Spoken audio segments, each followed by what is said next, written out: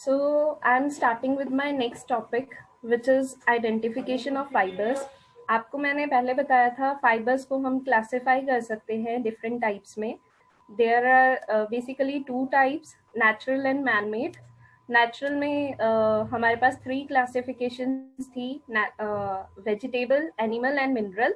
जो वेजिटेबल से मिलता है, मैंने आपको बताया था वेजिटेबल से हमें अगर कोई भी फाइबर मिलता है दैट इज सेलुलोसिक.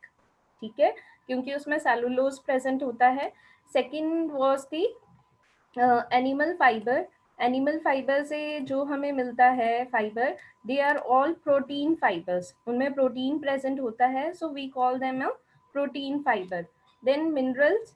ठीक है, मिनरल्स में जो भी प्रेजेंट होगा वो everything that would be present in your fibres also. अब मैन मेड की फर्दर 2 क्लासिफिकेशन हमने करी थी, that is regenerated and purely synthetic. Regenerated का मतलब है आपने नेचुरल बेस लेके, मतलब you have taken a would और सेलुलोसिक मटेरियल और उस पे आपने केमिकल्स के साथ उसकी कॉम्बिनेशन करके, रिएक्शन करके एक नया फाइबर बनाया है. That was the regenerated fibre. और सबसे पहला regenerated fibre which came into existence was viscose rayon. ठीक है, उसमें सेलुलोसिक कंटेंट भी है एंड पार्शली केमिकल भी है. मैंने आपको बताया था जेंथेशन होती है NaOH के साथ, फिर वो हमारे पास विस्कोस रेयन आ जाता है. उसके बाद सिंथेटिक, जो प्योरली पेट्रोलियम बेस्ड प्रोडक्ट से बनते हैं, जिसमें 94% पेट्रोलियम होता है, ऑयल होता है, देवर synthetic. Now coming to the detail, अगर कोई हमें बोले कि इन फाइबर्स की हमने आइडेंटिफिकेशन करनी है तो how we will go for that. So very important thing is identification की नीड क्या है. Identification, the knowledge of identification helps a producer of the garment to identify the care to be taken in manufacturing the fabrics made of particular type of fiber. जब हम fabric बनाते हैं किसी fibre से, पहले fibre से यान बनता है, एवरीबडी नोज दैट. देन यान से फैब्रिक बनता है. अगर आपको नॉलेज नहीं होगी तो आपको कैसे पता चलेगा मुझे इस पर्टिकुलर, जैसे मैंने आपको बताया था थर्मोप्लास्टिक फाइबर्स होते हैं हमारे पास जो हीट में शेप चेंज कर लेते हैं. तो हमें ये जानना बहुत ज़रूरी है कि उन पर्टिकुलर, क्योंकि जो थर्मोप्लास्टिक फाइबर्स होते हैं या यार्न्स होते हैं उनकी वीविंग के लिए we use a different loom mechanism. ठीक है, कई वाटर एब्जॉर्ब कर लेते हैं. जैसे लूम्स भी डिफरेंट टाइप की होती है, मैंने आपको बताया था शटल लूम होती है, शटललेस होती है. शटललेस में further there are variation, projectile, rapier, water jet, air jet. These are the new technologies which are used nowadays. Mostly industries में शटल लूम रिप्लेस कर दी गई है क्योंकि उसकी प्रोडक्टिविटी बहुत लो थी, इसलिए उसकी जगह शटललेस लूम्स आ गई है. ठीक है, तो वाटर की, मतलब आप देखो वाटर की जो वेलोसिटी होती है कितनी ज्यादा होती है, तो प्रोडक्शन रेट भी उतना ज्यादा होगा. एयर का यूज किया जा रहा है, रिले नोजल्स का यूज किया जाता है वेफ्ट को इंसर्ट करने के लिए. तो अगर हमें फाइबर की नॉलेज होगी तभी हम आइडेंटिफाई करेंगे ना कि इस फाइबर का जो कपड़ा है वो किस लूम पे बनना है.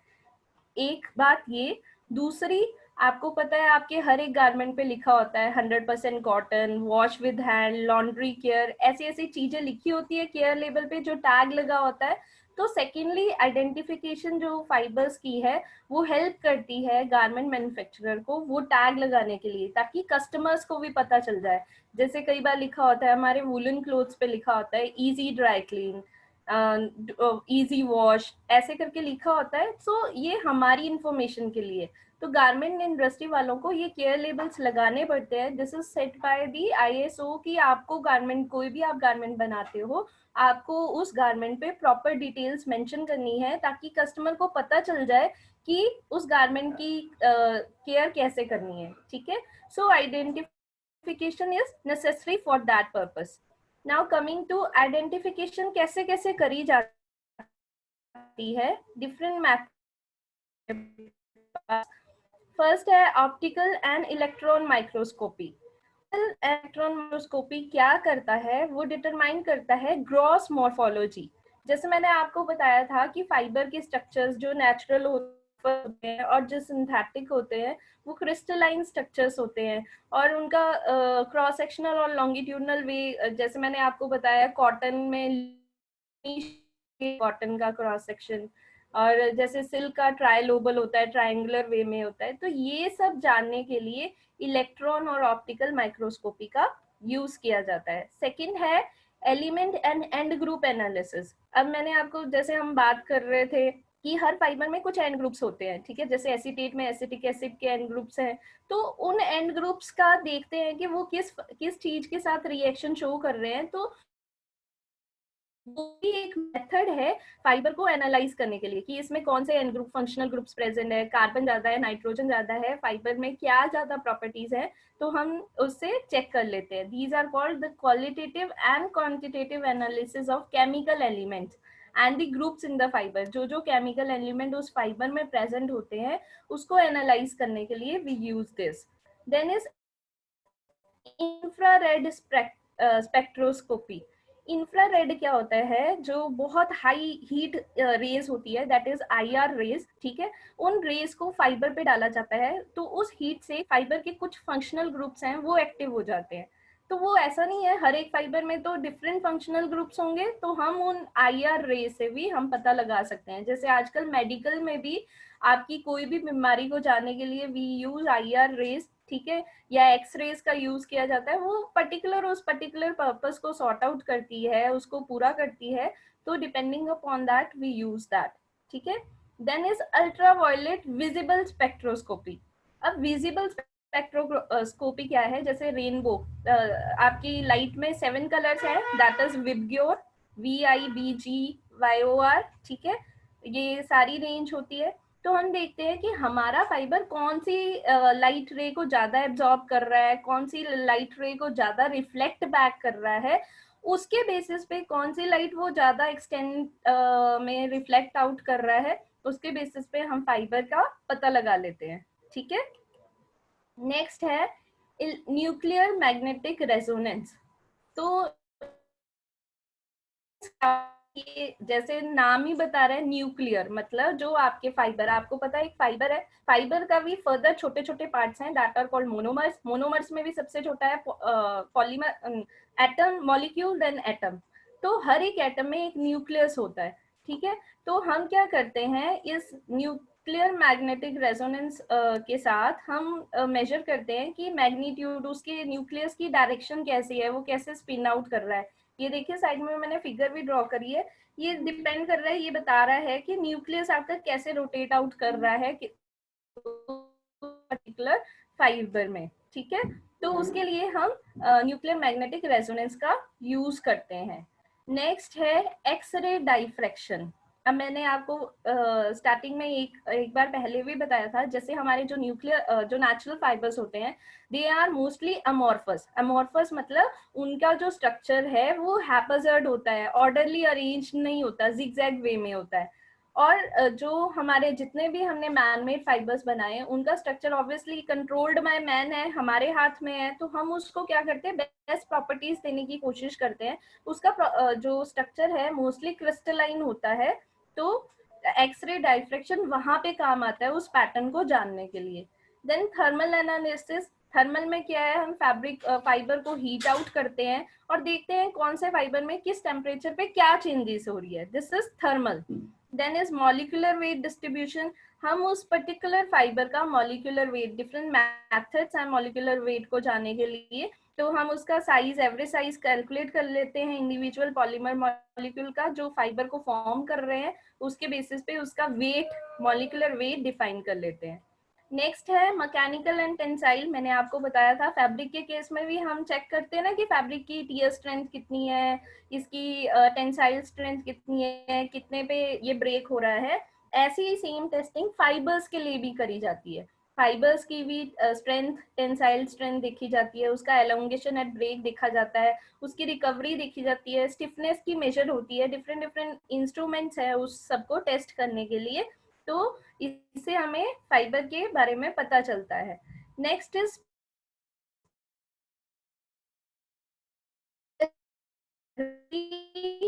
To your density,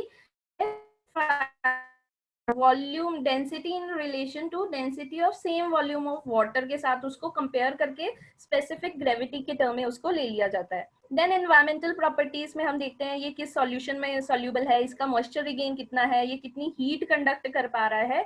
these are the environmental properties जो चेक करी जाती हैं डिफरेंट फाइबर आइडेंटिफिकेशन मेथड से. Last is the chemical properties. Chemical है कि उस पे किसी एसिड का, किसी अल्कोहल का क्या रिएक्शन हो रहा है. अगर मैं कॉटन पे सल्फ्यूरिक एसिड डालूंगी तो कॉटन क्या होगा, डिसॉल्व होगा कि नहीं होगा, कि डिकम्पोज नहीं होगा, उसमें कोई फर्क नहीं पड़ेगा.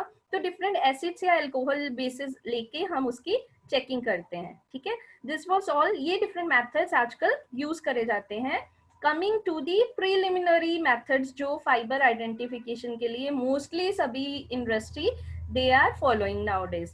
ये है technical. First is they are divided into two groups, non technical and technical method. Non technical है देखो जिसमें कोई टेक्नोलॉजी यूज उसको feel. First is feeling test and second is burning test. आप उसको फील करके देख रहे हैं, हाथ लगा के देख रहे हैं या आंखों से देख रहे हैं कि वो कैसा दिख रहा है. ठीक है. बर्न टेस्ट में आप उसको जलाते हैं और उसकी ऑर्डर, उसका बिहेवियर फ्लेम में वो सब चेक करते हैं. तो इसको ऑब्वियसली नॉन टेक्निकल कहा गया है. Then is technical. टेक्निकल जहाँ पे कंपाउंड माइक्रोस्कोप का यूज किया स्ट्रक्चर को एनालाइज करने के लिए. एंड सेकंड केमिकल, हम देखते हैं कि वो किस केमिकल में सॉल्यूबल है, जैसे मैंने अभी थोड़ी देर पहले बताया. Now we are going to detail of these methods. First is feeling test. Feeling test, it is based on so filling test, it is based on handling properties and do not give accurate result. Obviously मुझे कोई कपड़ा मेरे को पकड़ के soft feeling आएगी लेकिन दूसरे पर्सन को उतनी सॉफ्ट नहीं आ रही, तो ये सब्जेक्टिव मेजरमेंट्स में आते हैं. पर्सन टू पर्सन उसका रिस्पॉन्स वेरी करता है और ये एक्यूरेट नहीं होते. That's why they are called non technical and they do not give accurate result because handling property can be change due to applying finish. और अगर उस सपोज करो कॉटन है, कॉटन तो वैसे रफ सा होता है पर कॉटन पे एक अगर हम प्रोसेसिंग कर दें उसका नाम होता है मर्सराइजेशन. मर्सराइजेशन से क्या होता है, कॉटन में लश्चर सा आ जाता है, शाइन सा आ जाता है. तो अगर वो वाला कॉटन ले लूंगी तो ऑब्वियसली कॉटन मुझे शाइनी सा लगेगा, सॉफ्ट सा लगेगा. तो मतलब दिस हैंडलिंग प्रॉपर्टी बिल्कुल एग्जैक्ट मेथड नहीं है, पर आज तक कई लोग इस हैंडलिंग प्रॉपर्टी जो जिनको बहुत ज्यादा नॉलेज है, जिनको पता चल जाता है प्रैक्टिकली इसी फील्ड में है, they are doing these also. Okay, so जैसे cotton gives a cooling feel in the touch, whereas wool fibre को जब हम टच करते हैं एक वार्म सी फीलिंग आ जाती है. ये एक फीलिंग टेस्ट के बेस पे है. ठीक है. Now is visual inspection. Visual inspection में हम क्या करते हैं, यान को देखते हैं या फाइबर, उस फाइबर को जानने के लिए अगर हमारे पास यान है तो हम उसको अनट्विस्ट करते हैं, या फाइबर्स ही है तो फाइबर्स को अनट्विस्ट करते हैं. देखते हैं कि उसमें किस किस लेंथ के फाइबर्स अवेलेबल है. मैंने आपको बताया था लास्ट लेक्चर में जितने भी नेचुरल फाइबर्स हैं except silk, all are staple fibre. मतलब उनकी हमने देखा था 6 to 10 सेंटीमीटर्स. बस सिल्क ही एक ऐसा है जिसकी 1 किलोमीटर के आसपास होती है. ठीक है. तो हम एक आइडिया लगा लेते हैं उसको अनट्विस्ट करके. आपको तो पता ही है अनट्विस्ट करने के लिए ऑपोजिशन में हमें ट्विस्ट दिख रहा है, उसके ऑपोजिट डायरेक्शन में हम उसको ओपन आउट करते हैं तो वो अनट्विस्ट हो जाता है. को देख के हम पता लगा लेते हैं कि उसमें किस लेंथ के फाइबर्स प्रेजेंट है. अगर कॉटन और वूल होगा तो ऑब्वियसली फाइबर्स, जो फाइबर की लेंथ है वो छोटी होगी, दे और उसमें फिलामेंट नहीं होगा, कोई लश्चर नहीं होगा. ठीक है. This is visual. Next is burning test. Burning में मैंने आपको बताया था हम उसको पर्टिकुलर फ्लेम में बर्न करके देखते हैं कि वो कर रहा है या फ्लेम के अंदर या आग बुझने पे उससे कैसी स्मेल आ रही है. ये सब चीजें हम चेक करते हैं बर्निंग टेस्ट में. ओके. मटेरियल्स इसके लिए क्या क्या हमें चाहिए, हमें फाइन सीजर चाहिए ताकि हम छोटा सा पीस काट लें. देन स्टेनलेस स्टील ट्वीजर्स चाहिए. Then unscented candle. कैंडल में सेंट नहीं होनी चाहिए वरना जो खुशबू है वो फैब्रिक के ऑर्डर के साथ या फाइबर के ऑर्डर के साथ मिक्स हो जाएगी. ठीक है. एंड लाइटर और मैच स्टिक चाहिए. प्रिकॉशंस क्या लेनी है? प्रिकॉशन शुड बी टेकन कि burn test should always be carried out in a area, safety area, away from artifacts और कंबस्टिबल मटेरियल्स। जो जलने वाले मटेरियल है उनसे दूर रखना चाहिए, ऐसे ना हो कि कोई मिस हैपनिंग हो जाए। If using matches to light the candle, let the order of lit match dissipate before beginning of burn test. आपको पता ही है मैच स्टिक को जब हम जलाते हैं तो एक पर्टिकुलर उसका भी ऑर्डर आता है, तो ये बर्निंग टेस्ट तब तक नहीं करना चाहिए जब तक वो बर्न मैच स्टिक का ऑर्डर वहां से चला ना जाए। Be aware that flame will consume fiber extremely quickly and because the samples are very small, burning fiber, तो हमें ये भी ध्यान रखना है कि कितनी जल्दी वो जो आपने सैंपल लिया है छोटा सा उसको बर्न आउट कर देगा। ये सारा आपका ध्यान होना चाहिए। पता चले आप बातें कर रहे हो और आप साथ में बर्निंग टेस्ट परफॉर्म कर रहे हो, you will burn your hand out over there. तो these are the precautionary measures आपको वहां पे ध्यान रखनी है। Method, hold the fibre. अब कैसे करना है? फाइबर या स्मॉल यार्न के सैंपल को with the tip of tweezers and make following observation. ठीक है, उसको ट्वीजर्स के साथ कैंडल के ऊपर होल्ड कर लेना है। क्या क्या हमें देखना है? विजुअली ऑब्जर्व कि when sample is brought near the flame, in the flame and out the flame, वो कैसा रिएक्ट कर रहा है। जैसे ही फ्लेम के पास लेके जा रहे हैं कैसा हो रहा है, फ्लेम के बीच में है तो वो कैसा रिएक्ट कर रहा है, ऑर्डर उससे कैसी मतलब स्मेल आ रही है, करेक्टराइजेशन जो उसको बर्न करने के बाद एक राख सी बच जाती है वो कैसी है। ठीक है, ये तीन एस्पेक्ट्स के बेसिस पे हम बर्निंग टेस्ट की इवेल्युएशन करते हैं। So different fibre show different burning behaviour. इसको क्यों लिया गया है? क्योंकि डिफरेंट फाइबर, हर एक फाइबर का बर्निंग बिहेवियर डिफरेंट होता है। पर इस टेस्ट को अगर हमारा ब्लेंडेड यार्न है जैसे कॉटन पॉलिस्टर है उसके लिए हम ज्यादा यूज नहीं कर सकते। उसके लिए जो person is well practicing from the long time, he would only be able to do that. Okay,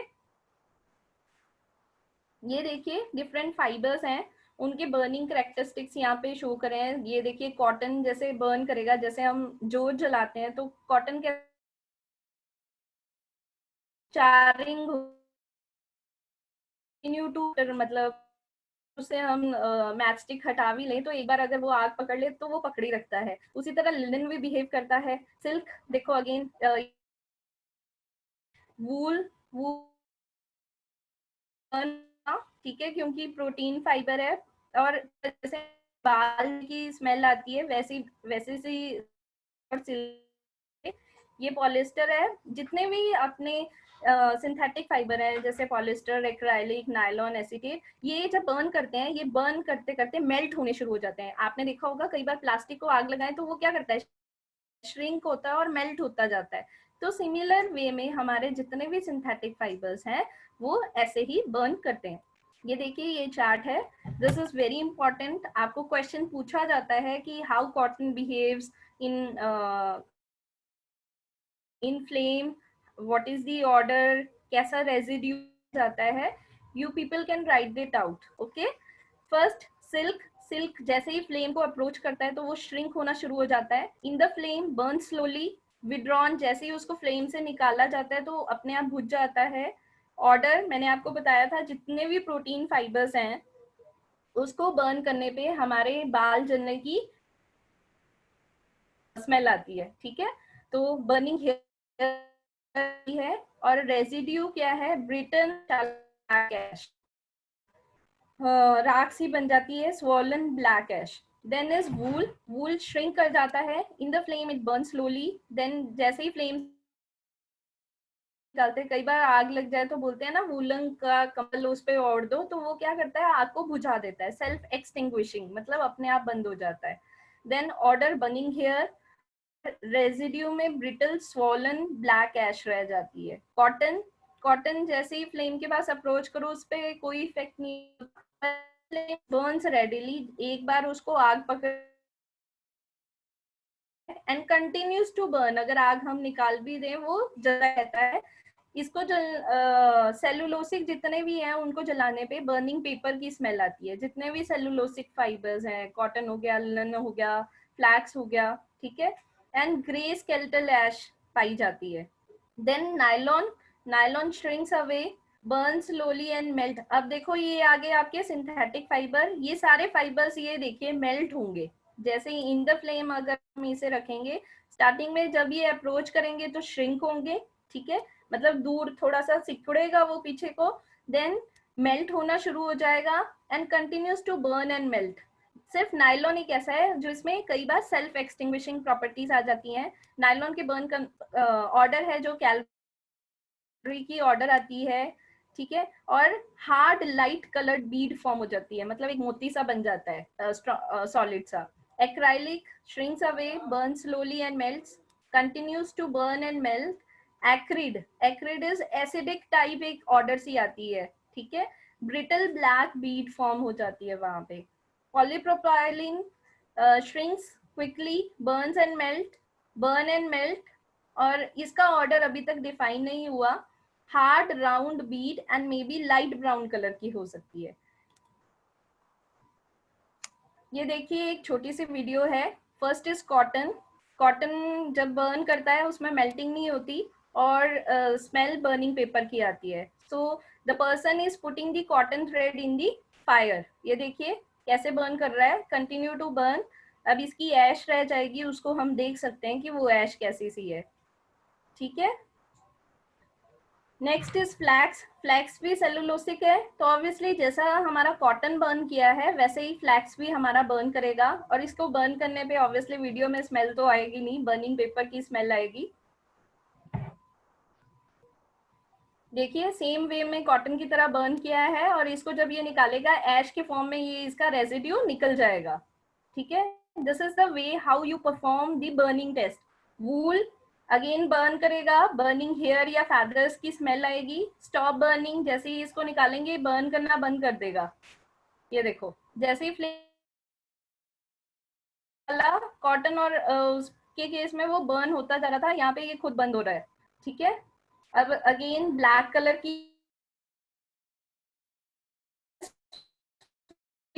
उसमें कॉटन और फ्लैक्स में हमें बहुत दिखी, ये थोड़ा सा फूला सा रेजिड्यू सा बच गया है। Next silk. Again silk is a protein fibre, same characteristics आएंगे जैसे वूल के हैं।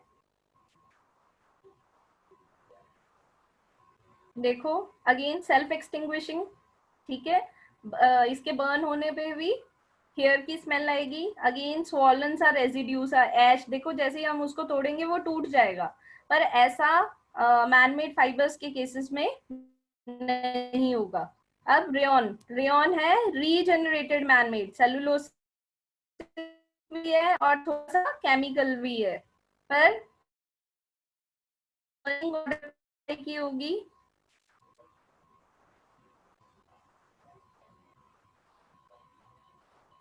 अगेन इसमें ऐश फॉर्मेशन हो जाएगी क्योंकि केमिकल्स की जो क्वांटिटी है वो कम है। अब आगे आपके man made synthetic fibres, polyester shrinks away, melt होगा, ठीक है, हार्ड एक बीड सी फॉर्मेशन हो जाएगी। ये देखिए पॉलिएस्टर का है, ये देखिए वो श्रिंक हो रहा था और मेल्ट होके वहीं पे चिपक गया है और एक बीड सी फॉर्मेशन कर दिया उसने, मोती सा बना दिया, और वो टूटेगा नहीं, ठीक है।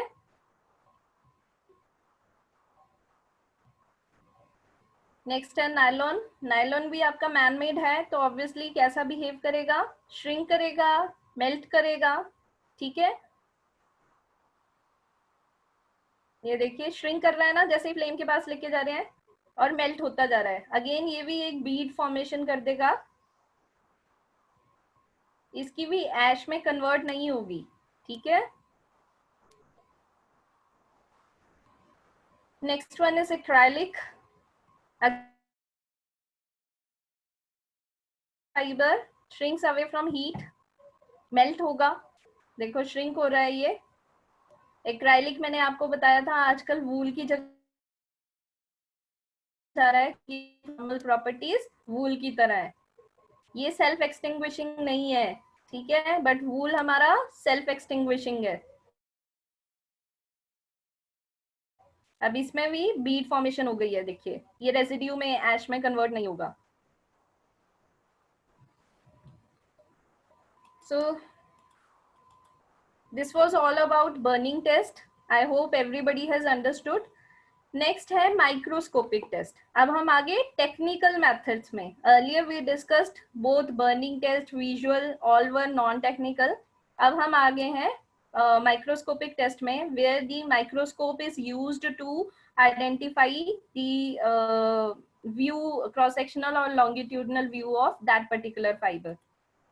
ये देखिए मैंने आपकी नॉलेज के लिए आई हैव इंट्रोड्यूस. ऐसे माइक्रोस्कोपिक व्यूज दिखते हैं जब हम कंपाउंड माइक्रोस्कोप के अंदर फाइबर को रख के देखते हैं. ये देखिए, ये सिल्क है, ये वूल का है, ये कॉटन है. ये देखिए राजमा के दाने की तरह ल्यूमिन शेप्ड इसको बोला जाता है. ठीक है, ऐसा क्रॉस सेक्शन हमें दिखता है. ये क्रॉस सेक्शनल व्यू है फाइबर का. एक मैंने आपको आज तक मैं बोलती आ रही थी amorphous and crystalline. I thought this is also necessary. ये देखिए जो अच्छे से अरेंज्ड है, इस पोर्शन को हम बोलेंगे क्रिस्टलाइन. जो हमारे सिंथेटिक फाइबर्स होते हैं वो ऐसे होते हैं, क्रिस्टलाइन इन नेचर. और जो हमारे नेचुरल फाइबर्स हैं वो रेंडमली अरेंज्ड होते हैं. This is called amorphous region. मेरे ख्याल से आज के लेक्चर में सबको समझ आ गया होगा. तो आपको ये ध्यान रखना है, अगर कभी भी क्वेश्चन आता है why natural fibres are dyed easily, because उसमें अमॉर्फस रीजन होता है. ये देखिए इसमें कितना स्पेस है कि डाई मॉलिक्यूल इसमें पेनिट्रेट कर जाएगा. बल्कि क्रिस्टलाइन में there is little space. Dye molecule को पेनिट्रेट करने के लिए इनको पुश अवे करना पड़ेगा, तभी वो पेनिट्रेट कर पाएगा. So this is the concept of amorphous and crystalline. अब माइक्रोस्कोपिक टेस्ट के लिए आपको क्या क्या चाहिए होता है. You need a compound light microscope जिसकी मैग्निफिकेशन 400 इंटू 100 करके आती है. 10 eyepiece plus 10 cross into 20 into 40 objectives चाहिए. This is the specification of the microscope which is used. Then microscopic slides चाहिए होती है जिसपे आप फाइबर को रख के माइक्रोस्कोप के नीचे रखते हो. कवर ग्लास चाहिए, स्लाइड ट्रेस चाहिए, होल्डर चाहिए उसको पकड़ने के लिए, स्मॉल बीकर ऑफ वाटर चाहिए. ठीक है, और मिनरल ऑयल ताकि उसको माउंट कर सको आप स्लाइड पे. ट्वीजर्स चाहिए, आई ड्रॉपर चाहिए, फाइन सीजर्स चाहिए सैंपल को काटने के लिए. देन परमानेंट मार्कर और पेंसिल ताकि आप मार्क लगा सकें कि मेरा सैंपल है वो इतना स्पेस ऑक्युपाई कर रहा है. ये देखिए कॉटन का, when cotton is seen under, ये इसका क्रॉस सेक्शनल व्यू है, ये लॉन्गिट्यूडनल व्यू है. कॉटन क्रॉस सेक्शन ये देखिए ल्यूमिन शेप्ड दिखता है राजमा के दाने के तरह. ठीक है, एंड इसका लॉन्गिट्यूडनल वे रिबन लाइक, ये देखो रिबन हमारा फोल्ड हो जाता है वैसा कुछ दिखता है कॉटन. ठीक है, तो दिस इज, जितने भी सेलुलोसिक हैं उनका मोस्टली ऐसे राउंड ना होके डिफरेंट शेप्स होती हैं. कमिंग टू वूल. वूल मैं आपको बताती थी, वूल में श्रिंकेज ज्यादा होती है क्योंकि उसके सरफेस पे स्केल्स होते हैं. ये मैंने अपने लास्ट लेक्चर में बताया था आपको. These are the scales, you can see. ये देखिए एक लेयर सी फॉर्म हुई, टायर से फॉर्म हुए पड़े हैं. This is the longitudinal view and this is cross sectional. Almost circular है क्रॉस सेक्शनल इसका. ओके, नेक्स्ट है सिल्क. सिल्क मैंने आपको बोला था ट्रायलोबल है. ये देखिए ट्रायंगल सा फॉर्म हो रहा है कहीं कहीं, तो इसको ऑब्वियसली सबको जज करके ट्रायलोबल नाम दे दिया जाता है. और इसकी थोड़ा सा रॉड लाइक स्ट्रक्चर्स होती हैं, उसी के कारण इस पे शाइन होती है. This is jute. Jute cellulosic है और इसका व्यू ऐसा दिखता है अंडर द माइक्रोस्कोप. ठीक है, लिनन. लिनन भी एक सेलुलोसिक फाइबर है. ऑब्वियसली ये देखिए ये इसका क्रॉस सेक्शनल व्यू है and this is the longitudinal view. ठीक है, सेरेशंस है इसके सरफेस पे, स्मूथ नहीं है इसका सरफेस. रेयन. रेयन रीजनरेटेड है, तो हमने क्या किया है, हमने उसके प्रॉपर्टीज को चेंज आउट कर दिया है. क्रॉस सेक्शनल व्यू देखो राउंड हो गया रेयन का. ठीक है, एंड ये देखिए लॉन्गिट्यूडनल में भी स्ट्रेट ट्यूब्स टाइप स्ट्रक्चर है. Then acetate. ये देखिए एसीटेट का स्ट्रक्चर ये है एंड लॉन्गिट्यूडनल वे में देखिए बिल्कुल स्मूथ रॉड्स लाइक स्ट्रक्चर है. Now coming to chemical test. Microscopic हमने कर लिया, हमने देखा माइक्रोस्कोप के अंदर ये फाइबर कैसा दिखता है. Next is chemical. केमिकल में मैंने आपको बताया था कि वो कोई भी फाइबर हम ले लेते हैं, उसके ऊपर किसी भी सॉल्वेंट का इफेक्ट देखा जाता है. Chemical test gives the most accurate result rather than identification test. ठीक है, जो हमने पहले करे थे, other than other identification test. Obviously हमें पता चल जाएगा ना कि ये पर्टिकुलर इस केमिकल में डिसॉल्व हो रहा है, तो हमें उसकी नॉलेज हो जाएगी. केमिकल टेस्ट को भी फर्दर 2 क्लासेस में डिवाइड किया गया है, strain method and solvent method. Strain क्या है? स्ट्रेन मतलब दाग लगना. ठीक है, हम उस पर किसी तरह का दाग लगा के देखते हैं कि वो कैसा, मे बी वो डाई का भी दाग हो सकता है, और हम उसकी प्रॉपर्टीज को मेजर करते हैं कि वो कैसा बिहेव कर रहा है in that particular situation. So fibres having different dyeing characteristics, मैंने आपको बताया था. जैसे कि हमने बात करी नेचुरल फाइबर्स का अमॉर्फस होता है, और मैनमेड का क्रिस्टलाइन होता है, तो उनकी जो डाइंग बिहेवियर है उनमें डिफरेंस आ जाता है.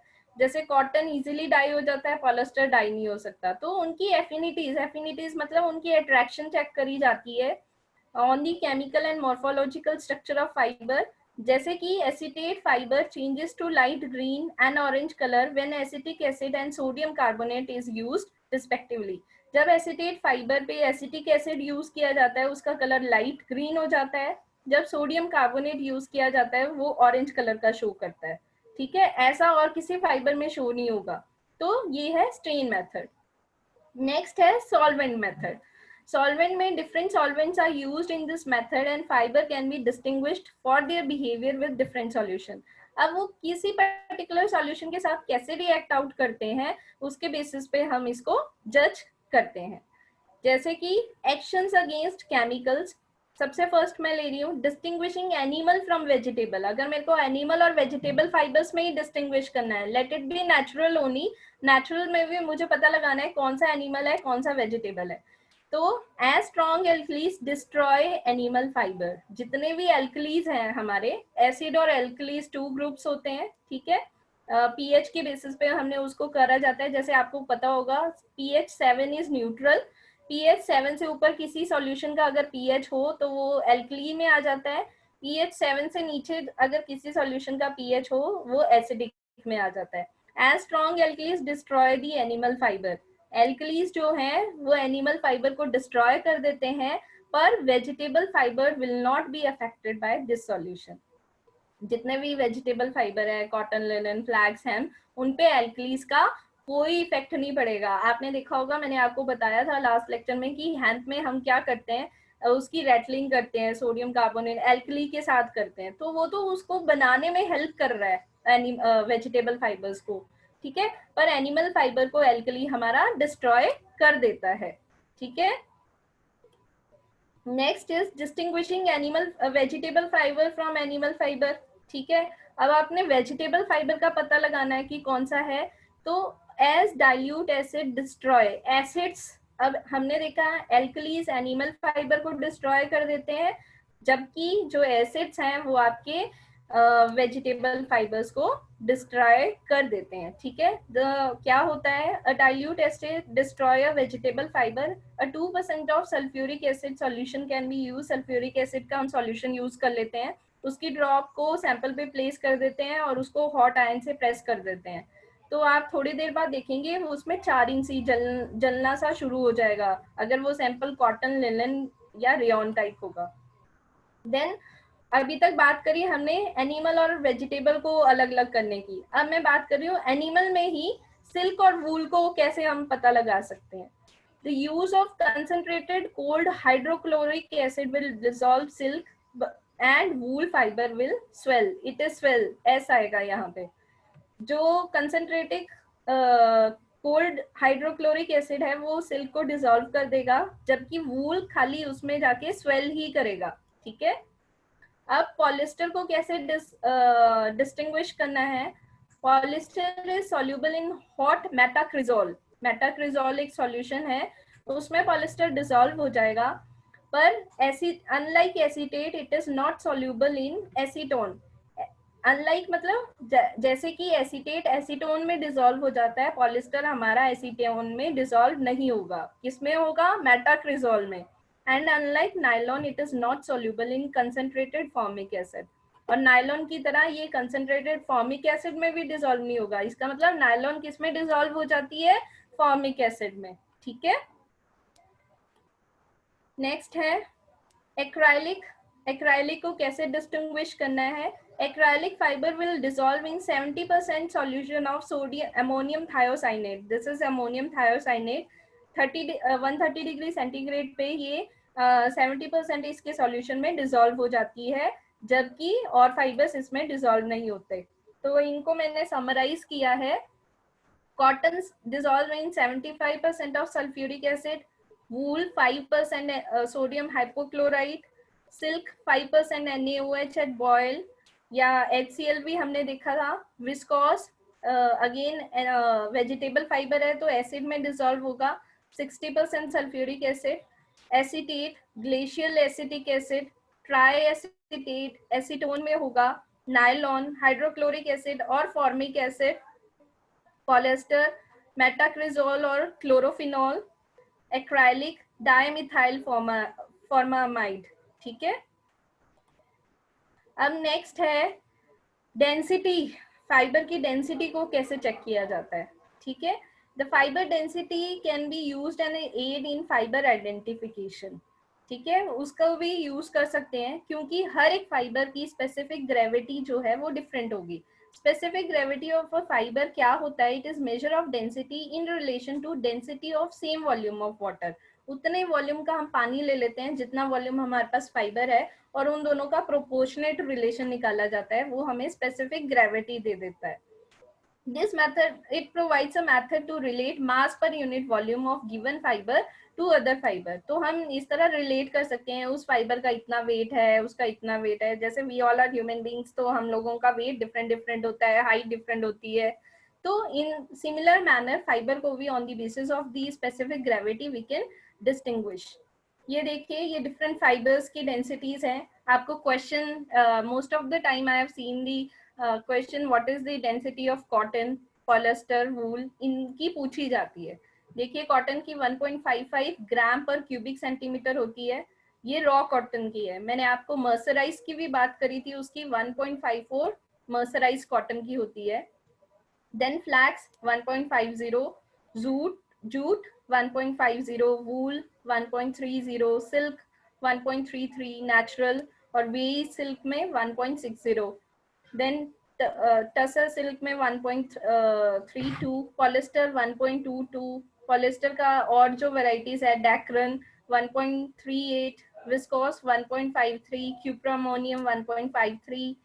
You can write it down because this is very important. And एक और बात यहाँ पे मैं बताना चाहूंगी, जैसे पॉलीप्रोपिलीन है, that is the lightest fibre. मैंने पिछले लेक्चर में भी बताया था। ये देखिए, पॉलीप्रोपिलीन की कितनी कम डेंसिटी है, 0.90। इसलिए इसको कोल्ड वेदर अपैरल्स में यूज किया जाता है, ताकि जो मिलिट्री पर्सनल्स हैं वो पहने तो और उनको बल्क महसूस ना हो, उनको सर्दी भी ना लगे और भारीपन भी ना लगे, क्योंकि उन्होंने पहाड़ियां चढ़नी होती है। ठीक है, तो ऐसा ना हो कि कई बार पहले आपने देखा था पुराने जमाने में वो जैकेट्स आती थी, बहुत बल्कि होती थी। नाउ आजकल सॉफ्ट और लाइट वेट जैकेट्स आनी शुरू हो गई है because of the use of polypropylene only. ठीक है, then nylon is 1.13, nylon 6 is 1.14, acrylic 1.14 to 1.17, then polyvinyl alcohol is 1.30। ये इनके कमर्शियल नेम्स है साथ साथ में दिए हुए। ठीक है, जैसे पॉलीयूरेथिन को लाइक्रा भी बोलते हैं, स्पैंडेक्स भी बोलते हैं, मैंने आपको पिछले लेक्चर में बताया था। नेक्स्ट है मेल्टिंग पॉइंट। हम उन फाइबर को हीट आउट करके देख लेते हैं, क्योंकि डिफरेंट फाइबर डिफरेंट टेम्परेचर पे मेल्ट होते हैं। ठीक है, जैसे वाटर का वाटर बोल रही हूँ, आइस का मेल्टिंग टेम्परेचर होता है, वैसे ही डिफरेंट फाइबर्स का भी मेल्टिंग टेम्परेचर होता है। The melting temperature of a fibre can B accurately determined with the help of differential calorimeter. ये एक इंस्ट्रूमेंट होता है, उसकी हेल्प से हम उसको मेल्ट आउट करके उसका टेम्परेचर नोट डाउन कर लेते हैं। तो डिफरेंट फाइबर्स का मेल्टिंग टेम्परेचर ये देखिए, कॉटन डीकम्पोजेज एट 250 डिग्री। ठीक है, बिफोर सॉफ्टनिंग और मेल्टिंग, मेल्ट होने से पहले ही वो डीकम्पोज मतलब खत्म हो जाता है। वूल 220 डिग्री पे, silk decomposes at 280 degree centigrade before it melts. Manmade fibres का देखिए, viscose rayon decomposes before softening, polyester 265 degree centigrade, nylon 218 degree centigrade, nylon 66 265 degree centigrade, acrylic 320 degree centigrade, polypropylene 165, polyethylene low density वाला 115 पे and polyethylene high density पे 135 degree centigrade पे. उसके बाद environmental properties include those physical properties which relate to environment in which fiber is found. किस environment में वो fiber मिलता है, जैसे कॉटन कहाँ उगाया जाता है उसके बेस पे उसकी प्रॉपर्टीज में फर्क तो आएगा ही ना. जैसे हमारी खाने पीने की चीजों में भी डिफरेंस आता है. जो पहाड़ी एरिया पे चीजें लगती हैं दैट इज डिफरेंट, जो प्लेन एरिया में लगती हैं दैट इज डिफरेंट. तो एनवायरमेंट का फर्क भी फाइबर्स पे आता ही आता है. तो मॉइस्चर अगेन, हीट कंडक्टिविटी, उसकी फिजिकल इफेक्ट ऑन हीट, तो दीज आर एनवायरमेंट प्रॉपर्टीज. ये है मॉइस्चर रिगेन डिफरेंट फाइबर्स का. कॉटन का 8.5, जूट का 13.75, विस्कॉस का 11.0, सिल्क का 11, वूल का 16, एक्राइलिक का 1.5, फ्लैक्स का 12.4, नायलॉन का 4, पॉलिस्टर का देखिए सबसे कम है. मैंने आपको बताया था लास्ट लेक्चर में पॉलिस्टर क्या करता है, विकिंग करता है, सक करता है स्वेट को और बाहर की तरफ ले आता है. ठीक है. देन ट्राइएसिटेट का 3.5, रबर का 0, ग्लास का 0. Now I have few questions for you today also. I want to know what you people have learned. Which of following are the technical methods? इनमें से technical method कौन कौन से हैं? Please reply through chats. I am waiting. Burning test, field test, microscopic test और strain test. कौन से technical methods हैं इनमें से? I have got a reply. I will see.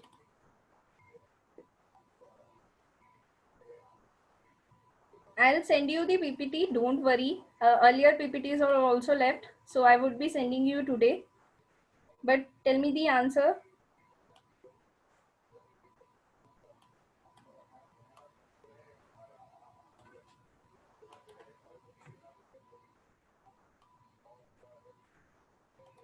You can send through chat.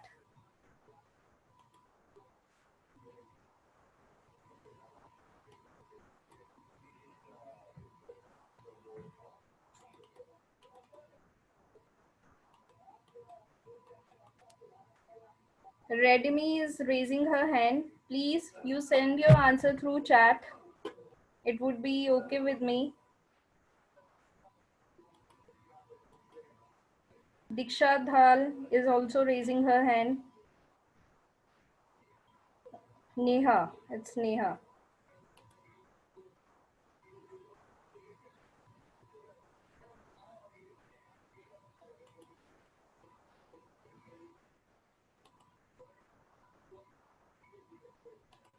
I think everybody knows. Yes, Redmi, I'm unmuting you. Sir, please unmute her.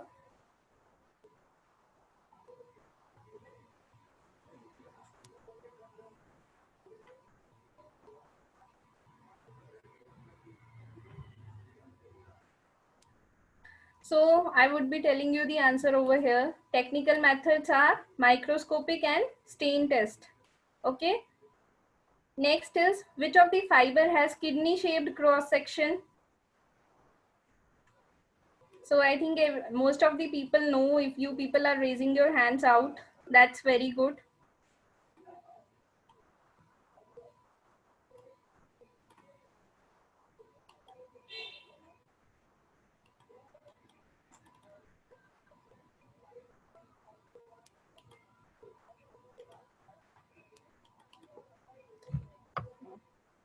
I'm unable to unmute you people. Please send your answer through the chats.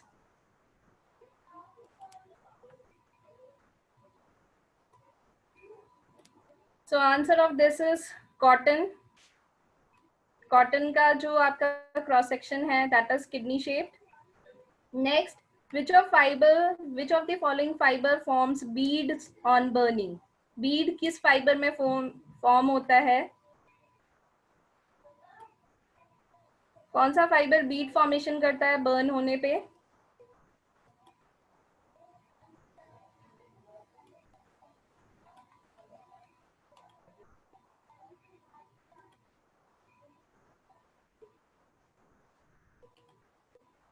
Yes, Fredemy, tell me the answer.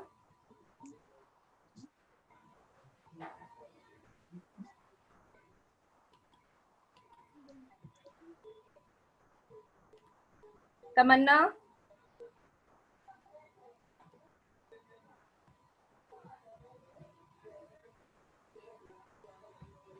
So it is the answer is the mostly the,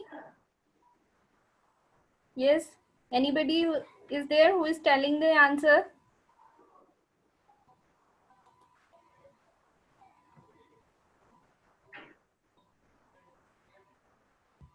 Lata?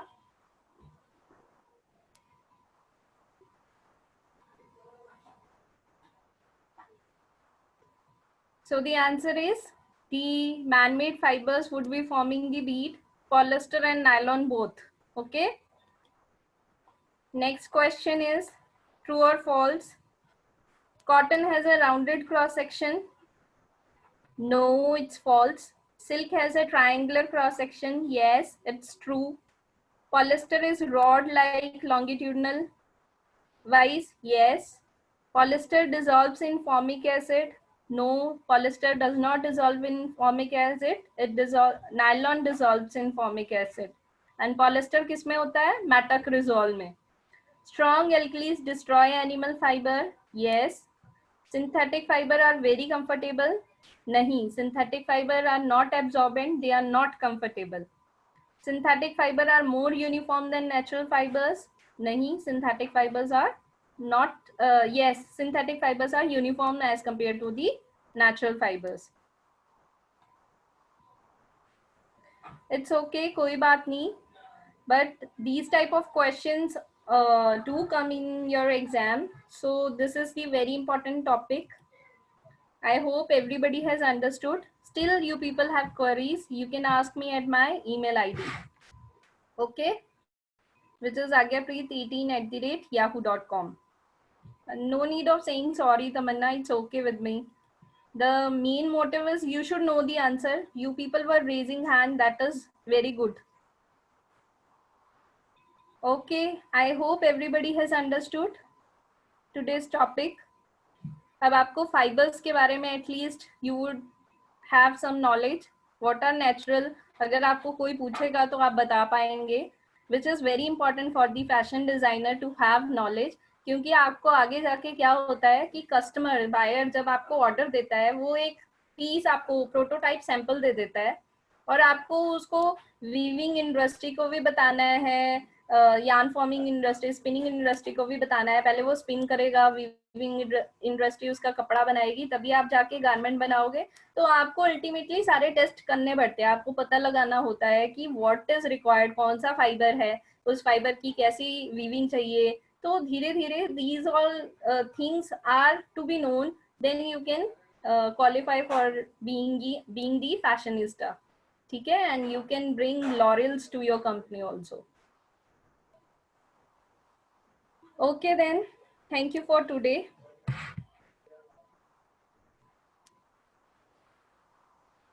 Okay, thank you.